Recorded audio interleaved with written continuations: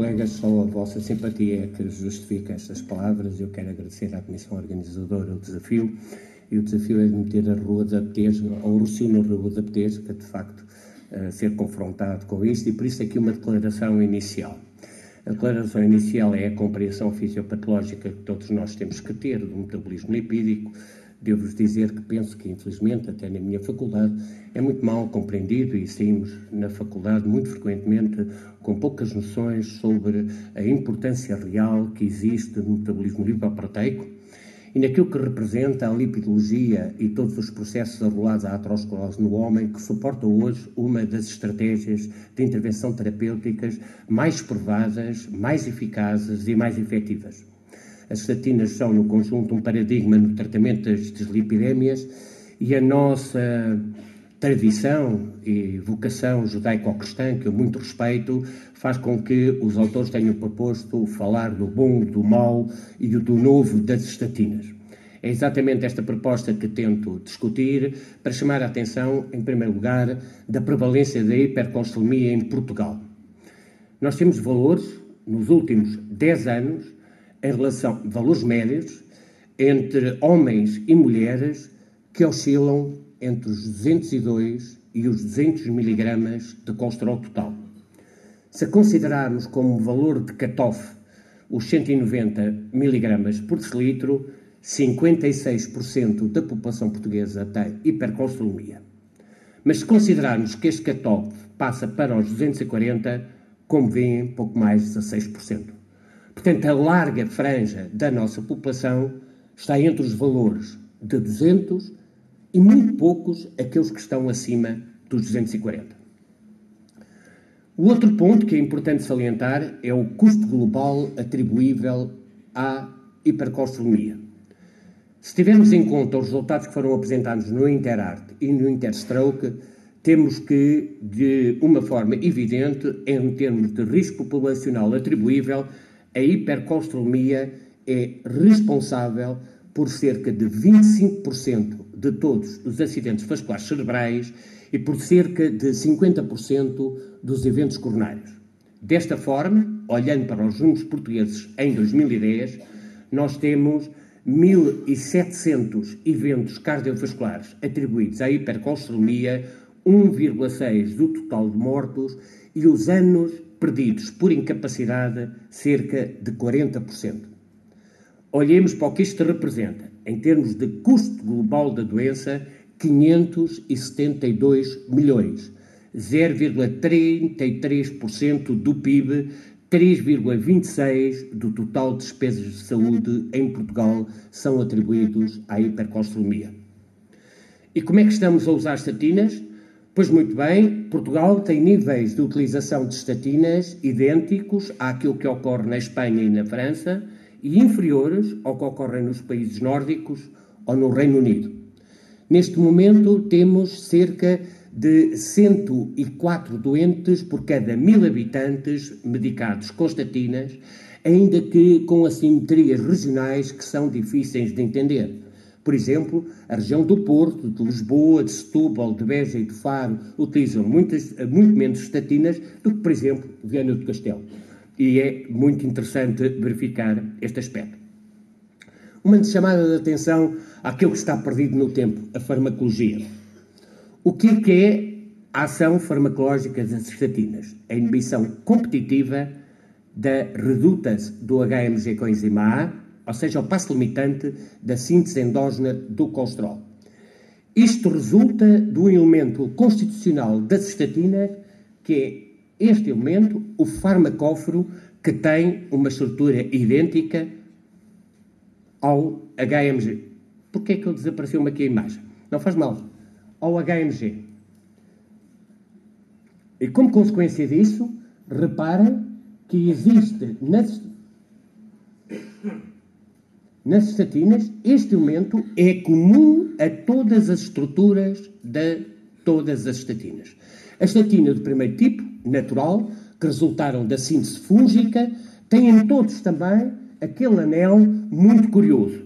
E as outras, as de sintéticas, têm estruturas diferentes. Porquê é que isto é significativo? Porque isto altera muito a atividade farmacológica de cada uma delas. Esta capacidade resulta do farmacóforo, esta porção semelhante ao HMG, ocupar a bolsa hidrofóbica da ligação, não permitindo o acesso do substrato ao domínio catalítico da enzima.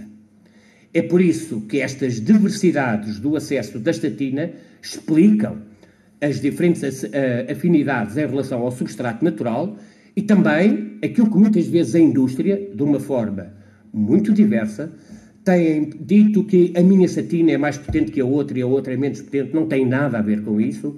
Tem a ver com as divergências de inibição enzimática e da capacidade que cada estatina tem, na dose que é usada, de permitir a inibição em 50% da atividade da enzima. Um outro ponto fundamental que durante muito tempo nós não entendíamos é como é que a estatina percebia que tinha que inibir a síntese endógena de colesterol e permitir a expressão do receptor.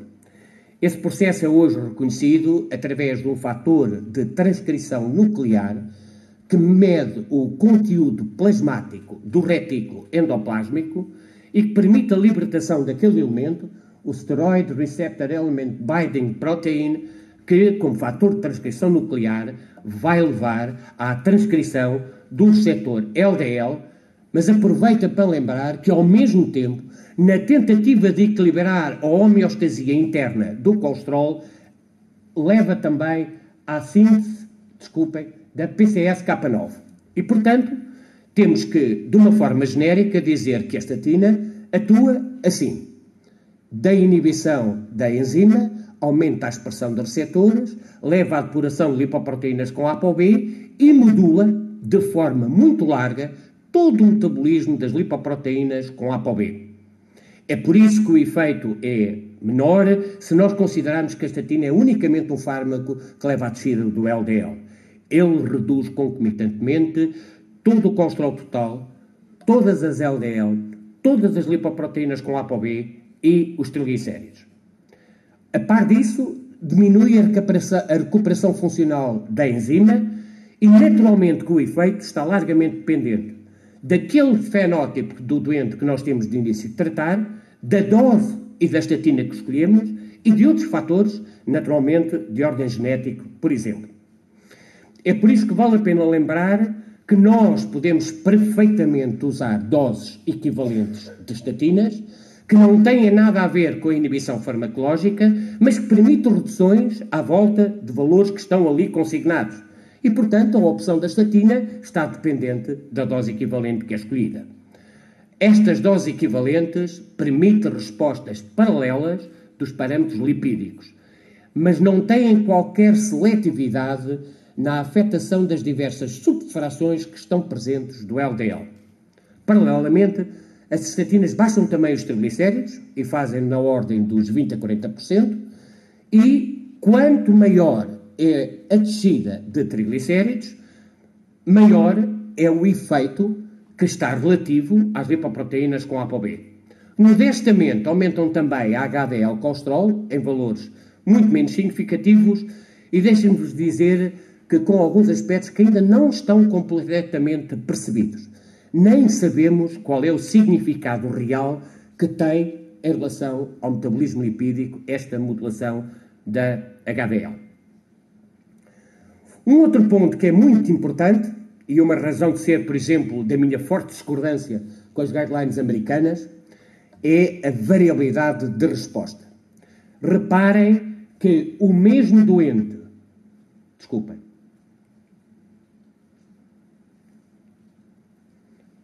o mesmo doente tratado com a atorvastatina 10 ou 80 pode ter descidas muito francas no valor de colesterol ou pode ter até subidas, apesar de tratado. E isto tem implicações em termos cardiovasculares. No estudo Júpiter, por exemplo, foi analisado os doentes que tinham descidas superiores a 50%, os que tinham descidas inferiores a 50% ou que não tinham qualquer subida. Nenhuma variação. E como vêem, a variação do risco está ali marcante. Portanto, é importante termos em conta a variabilidade do LDL colesterol e o tempo que demoramos a alcançar para o objetivo pretendido. que a resposta subterapêutica é uma realidade, se olharmos para, por exemplo, um indivíduo submetido com uma terapêutica com estatina que tem reduções inferiores a 15%, pode atingir os 13% dos nossos doentes. Isto deriva de fatores genéticos, metabólicos, ambientais, comportamentais, e os hiporrespondedores a estatinas são habitualmente os jovens, os idosos, os indivíduos com LDL basal mais baixo e os doentes com diabetes. Uma questão que durante muito tempo a indústria enfatizou e que tem sido muito interessante é os efeitos pleiotrópicos das estatinas. Existem? Existem, do ponto de vista experimental. Não sabemos o que é que significa ser efeito pleiotrópico. É não dependente dos lípidos ou não dependente da inibição do HMG coenzima redutase. Estão demonstrados em vivos, habitualmente com doses 100 vezes superiores àquelas que nós usamos no ser humano, e em modelos animais. Mas recordemos que os modelos animais têm diferenças anatómicas, fisiológicas e hemodinâmicas diversas. No homem in vivo é difícil a extrapolação. Os efeitos pleiotrópicos partilham muitas vezes os mesmos efeitos fisiopatológicos. E é impossível os modelos experimentais repetirem as interações entre o leito e o conteúdo vascular, as influências no metabolismo lipídico, na resposta imune, na variação hemodinâmica, na pressão arterial. Todos nós ficaríamos satisfeitos para dizer, pois, os efeitos precoces são pleiotrópicos, os tardios dependem do LDL. Mas qual é a contribuição real dos efeitos pleiotrópicos? Eles podem contribuir ou não, em paralelo ou um efeito aditivo, para o resultado final. E se olharmos para o único estudo que realmente olhou para esta situação, esta meta-regressão, com mais de 81 mil indivíduos, verifiquem que as linhas de regressão com as estatinas são exatamente iguais àquelas que foram obtidas com os outros antidislipidémicos. Portanto, os efeitos pleiotrópicos das estatinas não parecem contribuir para uma redução adicional do risco cardiovascular, além do que é esperado da redução do LDL. Mas este assunto não morreu. É talvez o artigo mais importante publicado nos últimos anos sobre estatinas. O efeito metabolómico das estatinas. O que é que se verifica?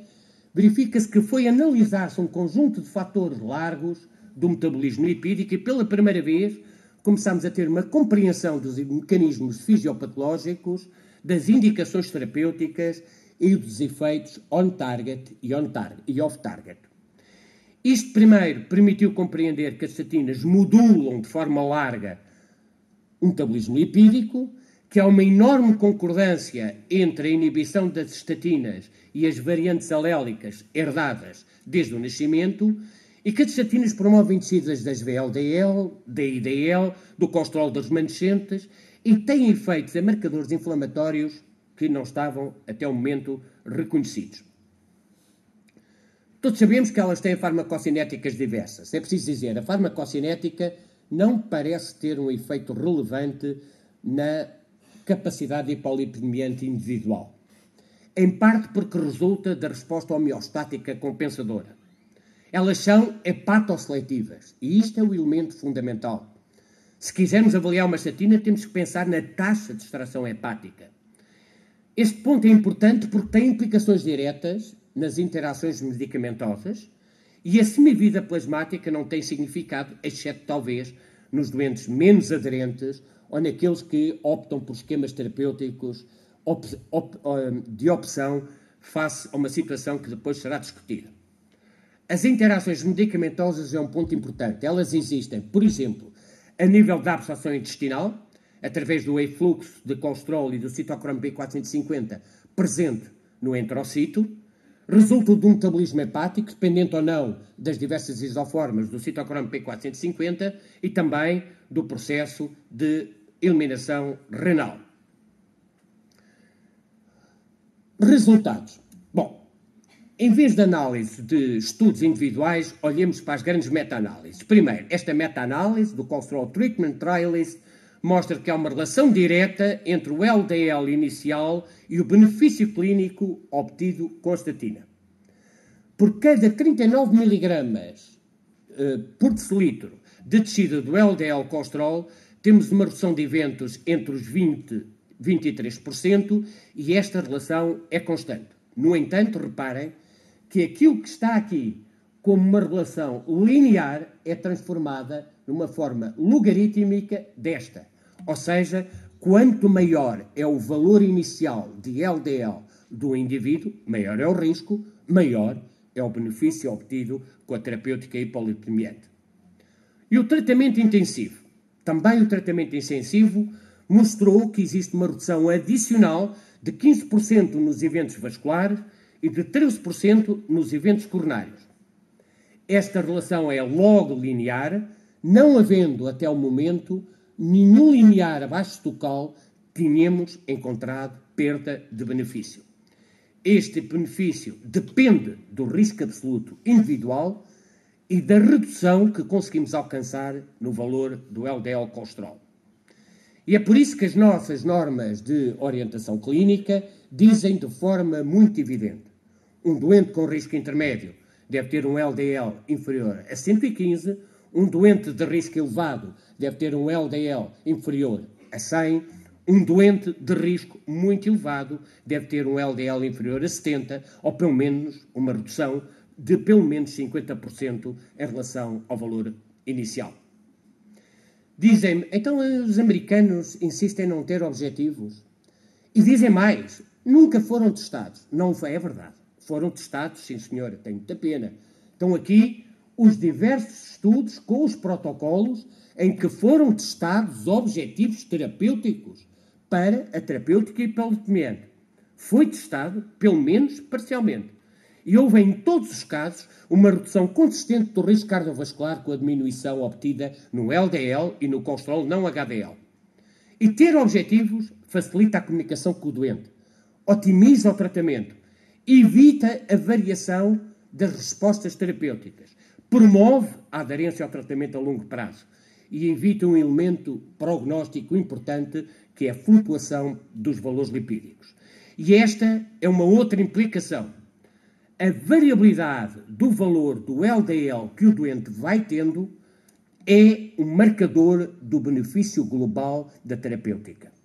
Cursa em paralelo com flutuações de todos os outros processos biológicos relacionados com o risco cardiovascular e pode refletir fatores genéticos, clínicos e comportamentais.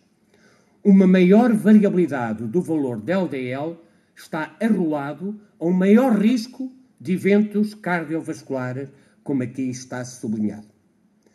Então, e na prática, como é que eu consigo fazer isto ao meu doente?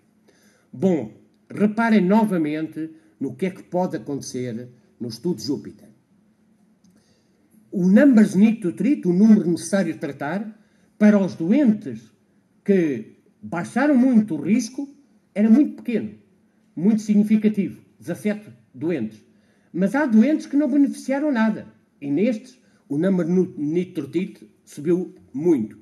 Portanto, é trabalhoso, mas o que nós deveríamos todos tentar fazer era fazer uma predição individualizada do benefício que o doente consegue com a estatina.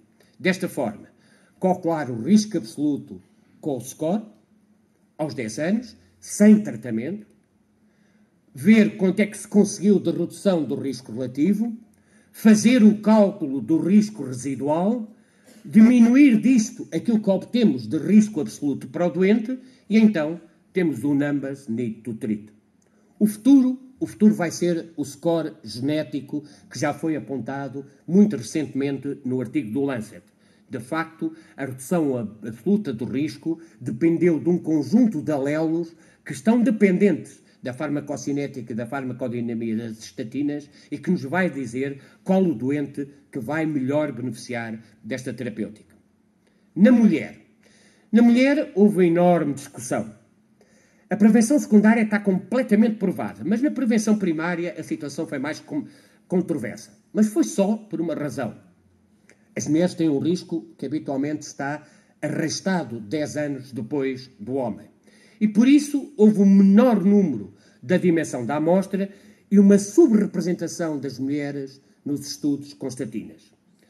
quando a meta-análise permitiu avaliar a eficácia por género ajustado ao risco, houve um benefício similar em ambos os sexos, com redução de eventos cardiovasculares e da mortalidade total. O idoso. Este é outro problema. O tratamento com estatinas em idosos com prevenção secundária é confirmado. No entanto, devemos ter em conta aspectos de farmacocinética, aspectos de fragilidade clínica e aspectos relacionados com a necessidade de começar com doses mais baixas. Finalmente, temos que considerar que em prevenção primária, quando coexistirem outros fatores de risco, será uma questão a pautarmos. Portanto, temos que ter em conta o benefício da redução de eventos cardiovasculares, a avaliação do benefício-risco, a presença de comorbilidades e de fragilidade clínica, a esperança e a qualidade de vida e depois, da nossa parte, o senso clínico, discutindo as preferências e as opções do doente, estando garantida a tolerabilidade e a segurança.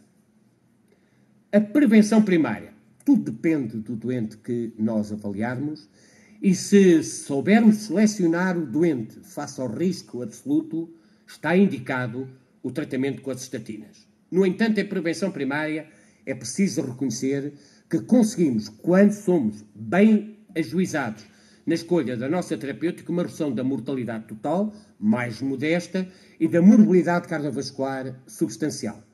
A redução do risco relativo de eventos aumenta com o tempo de duração do tratamento. E há que dar uma primazia à individualização da decisão. Porque é preciso ter em conta que, apesar das estatinas em prevenção primária serem custo-efetivas, temos que evitar a medicalização excessiva, não havendo comprovação, em alguns casos, da relação comprovada de custo-efetividade. Antes do início da estatina, é necessário modificar os estilos de vida, discutir os benefícios potenciais, mas também o risco de interações medicamentosas, o risco de reações adversas e as preferências do nosso doente. Efeitos adversos. Desde sempre que as estatinas têm sido mescladas com receios sobre os efeitos adversos. Em alguns casos resultam das comorbilidades, das interações medicamentosas, dos fatores de farmacocinética e farmacodinamia e de uma coisa muito importante, o efeito nocebo. As estatinas estão arroladas a um ligeiro acréscimo de reações adversas. Essas reações adversas que não foram comprovadas nos ensaios clínicos resultam muitas vezes de, nos ensaios clínicos, termos excluído os idosos, os doentes com comorbilidades, os antecedentes de risco de miopatia, o período de renine, a não padronização da definição. Os efeitos adversos, quando existem, são fator de preocupação, porque levam ao abandono do tratamento e, naturalmente, ao inadequado controle do fator de risco que estamos a discutir. Vamos apontar 3 aspectos fundamentais: a hepatotoxicidade, a miotoxicidade e a diabetes. Os efeitos hepáticos. Há um aumento das transaminas, é um efeito de classe, mas não tem qualquer relação com alterações histopatológicas ou com fenómenos de hipotoxicidade, exceto quando, paralelamente ao aumento das transaminas, há um aumento da bilirrubina. E este efeito ocorre habitualmente nos primeiros 3, 6 meses. A transaminasite é muito comum e habitualmente é idiosincrática. Portanto, não está justificado de nenhuma forma a monitorização da terapêutica. No entanto, talvez seja razoável pedir no início e nos primeiros 12 a 15 meses do tratamento.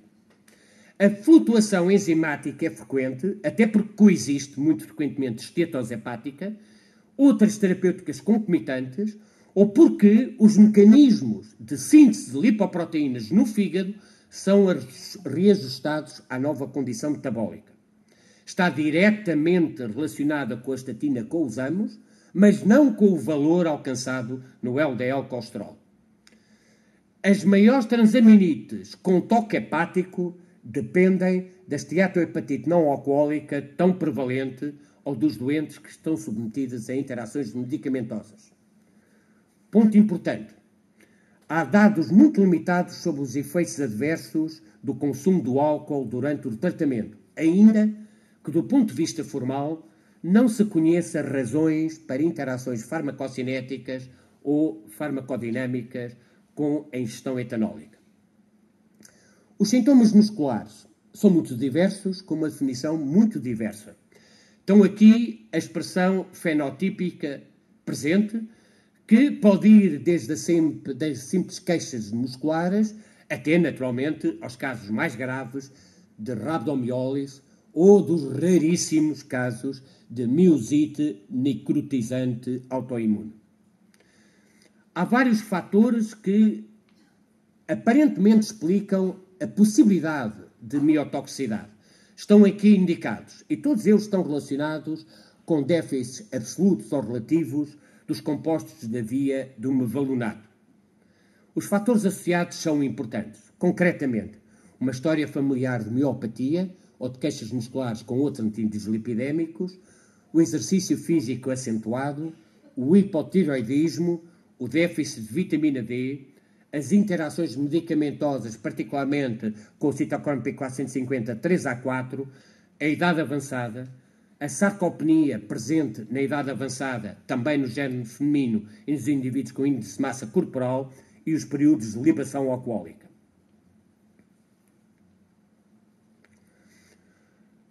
O espectro clínico da miopatia é variado e muito heterógeno. O médico tem que estar atento e tem hoje um score que ajuda a explicar a situação. Não tem qualquer relação com a variação percentual nem com o LDL alcançado. Pode muitas vezes tornar relevante a presença de um defeito muscular já existente. Isto é comum, eu tenho vários casos na minha consulta e alguns são muito interessantes até porque aparecem surpresas que dá para fazer belas comunicações orais no Congresso de Medicina Interna. Pode proceder das características físico-químicas e farmacocinéticas da molécula. A monitorização da CK não ajuda nem a rastrear, nem a diagnosticar a miopatia. Pode existir miopatia sem subida de CK e é importante termos a relação temporal com o início do tratamento. Isto é preciso dizer que há características clínicas próprias da miopatia das estatinas. O primeiro, a distribuição regional. O segundo, as características clínicas que são discutidas. O terceiro, a relação temporal com a terapêutica. O último, aquilo que acontece com a suspensão do tratamento e o eventual re-challenge de novo. Vale a pena fazê-lo? Há situações em que o recomeço é completamente fútil. Por exemplo, se o doente recusa, se não existe qualquer resolução ou agravamento dos sintomas com a suspensão, se a estatina em causa é pouco efetiva e não foi definida na persecução dos objetivos terapêuticos. E há outros em que o recomeço é completamente inapropriado. Por exemplo, se o doente tem efeitos muito convincentes, plausíveis, que resolvem com a suspensão, para quê voltar a recomeçar? Se os sintomas são muito graves, não podemos pôr eticamente em risco a situação do doente. E se há uma suspeita de miopatia necrotizante autoimune? Perguntou-me e pediram-me, existe intolerância às estatinas? Não sei. Vamos aceitar que a ocorrência de sintomas adversos percebidos pelo doente, subjetivamente, ou alterações laboratoriais, faz supor que possam existir intolerâncias às estatinas. Face a esta situação, nós temos que discutir francamente com o doente a indicação, avaliar as contraindicações, enfatizar o início de terapêuticas de intervenção não farmacológica, eventualmente discutirmos outros antidislipidémicos que ajudem a atingir os objetivos terapêuticos, promover a reintrodução de estatina, às vezes outra estatina, uma dose mais baixa, uma estatina de semivida longa, usada dia sim, dia não, associado, por exemplo, ao ezetimibe. Não usar suplementos para o alívio da mialgia. O coenzima Q10 é uma fantasia e a suplementação com vitamina D só quando existir valores inferiores a 30 mg por mililitro.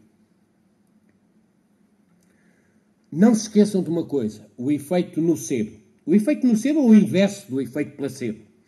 resulta das expectativas impulsionadas por diversos fatores. Por exemplo, pelo doente ler um consentimento informado em que vem descrito todas aquelas reações adversas, por o doente ler a nota informativa que vem nos medicamentos, pelas informações e o ruído que ocorre nos mídia e na internet, pelo aquilo que resulta do conhecimento da vizinha, que também teve um efeito adverso.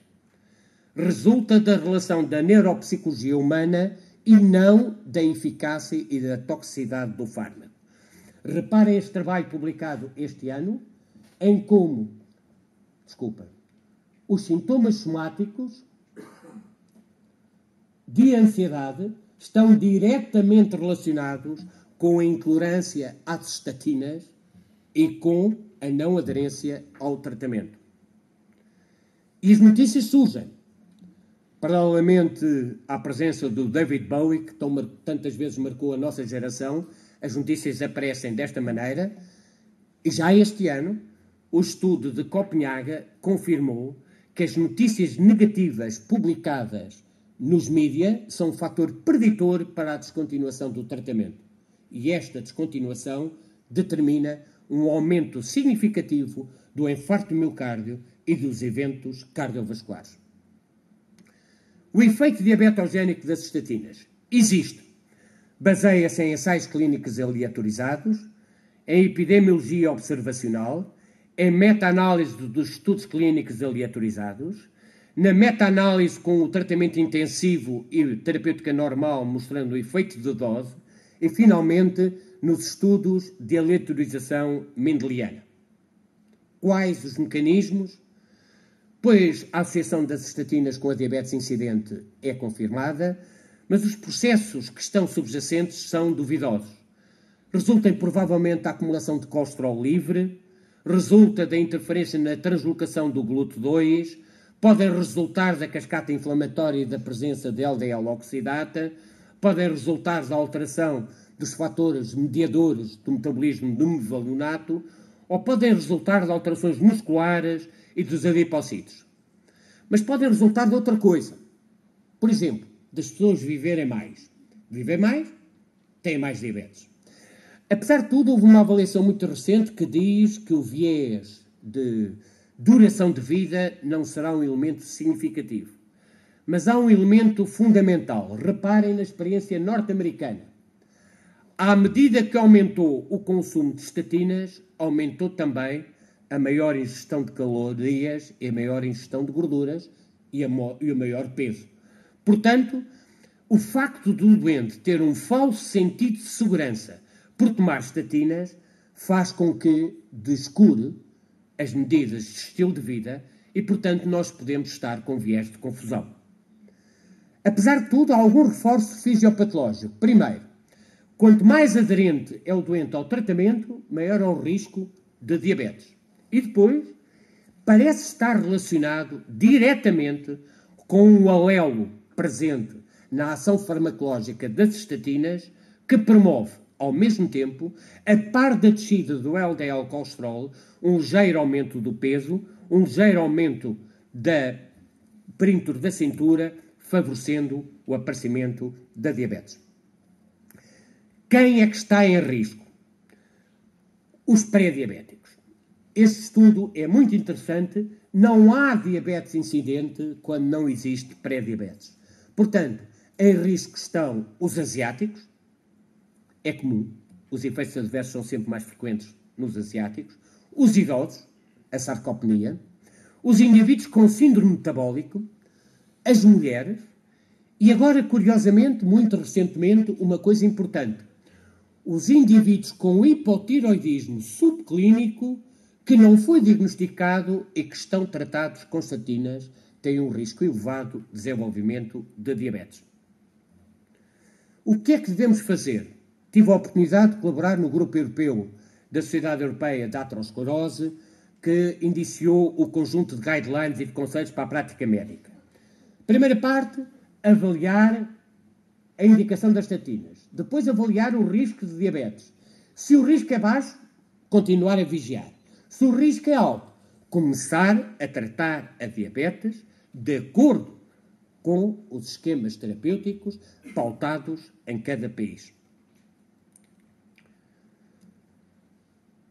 Estou exatamente a terminar com uma reflexão que gostaria de deixar convosco. Primeiro, a prática da medicina clínica assenta em princípios éticos e nos saberes científicos. Nós clínicos temos que harmonizar o princípio da beneficência com o da autonomia dos nossos doentes, permitindo que os doentes participem bem informados nas decisões em saúde. A comunicação clínica é um processo muito complexo, com graus diversos na evidência, de confiança na evidência científica, nos benefícios centrados nos doentes. Mas todas as opções têm riscos potenciais. As diretrizes clínicas, infelizmente, negligenciam frequentemente a tomada de decisão compartilhada do doente, em que os valores individuais, os objetivos e as preferências têm que ser ponderados. O médico pode prover uma estimativa provável dos benefícios e dos riscos em populações, mas não consegue de forma nenhuma apreciar a relação de benefício e risco naquele doente em particular.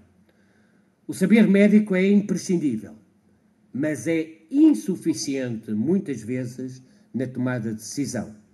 Os clínicos e os sistemas de saúde devem se empenhar em comunicar a melhor evidência científica para que os doentes sejam capazes de tomar decisões informadas sobre a sua saúde e a prevenção cardiovascular. Muito obrigado, colegas.